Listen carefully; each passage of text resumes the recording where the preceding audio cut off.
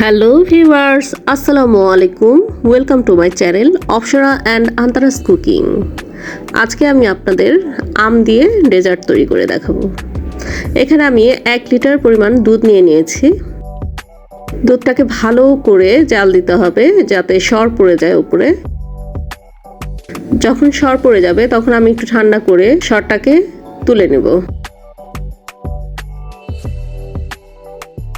একটু একটু করে ছেঁকে নেব। এভাবে বারবার জাল দিয়ে সর তৈরি করব এবং সরগুলোকে ছেঁকে নেব।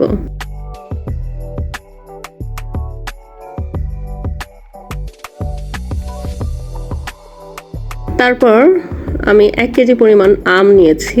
এখানে পাকা আম, যেহেতু এখন আমের মৌসুম, এখানে ছোট ছোট করে টুকরো করে নিচ্ছি। এখানে একটা পাউরুটি নিয়েছি, সাথে কিছু আম আমি ব্লেন্ড করে নিব। ব্লেন্ড করে দুধ দিয়ে দিলাম। ঘন করে জাল দেওয়া সেই দুধগুলো মিশিয়ে নেব।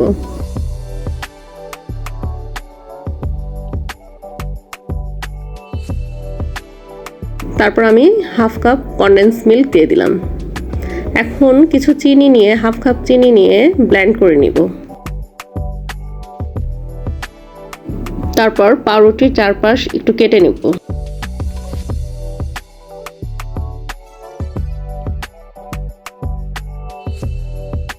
দেখতে পাচ্ছেন আম আর দুধের মিশ্রণে আমি পাউরুটিগুলো চুবিয়ে বক্সে সুন্দর করে সাজিয়ে রাখবো।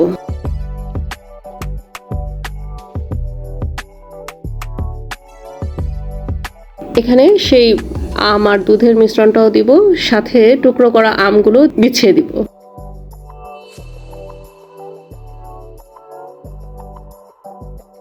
তারপর আবার আমি পুনরায় সেই পাউরুটিগুলো ওই আমের মিশ্রণে চুবিয়ে চুবিয়ে দিব।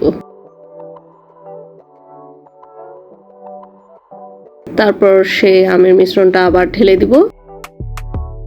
ঢেলে দেওয়ার পর টুকরো করা ছোট ছোট আমগুলো আবার বিছিয়ে দিব।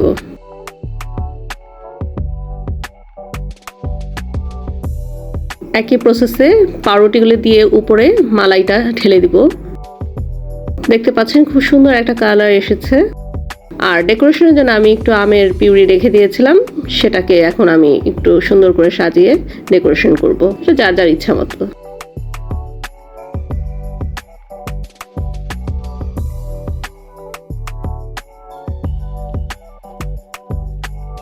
তারপর আমি 4 ঘন্টার জন্য ফ্রিজে রেখে বের করে ফেলেছি। দেখতে পাচ্ছেন খুব সুন্দর একটা আমের ডেজার্ট তৈরি হয়ে গেছে। আপনারাও বাসায় অবশ্যই ট্রাই করতে পারেন। খেতে খুবই সুস্বাদু হয়েছে। আমার বাচ্চারা এবং হাজবেন্ড খুবই পছন্দ করেছে। আশা করি আপনাদেরও ভালো লাগবে। আল্লাহ হাফেজ।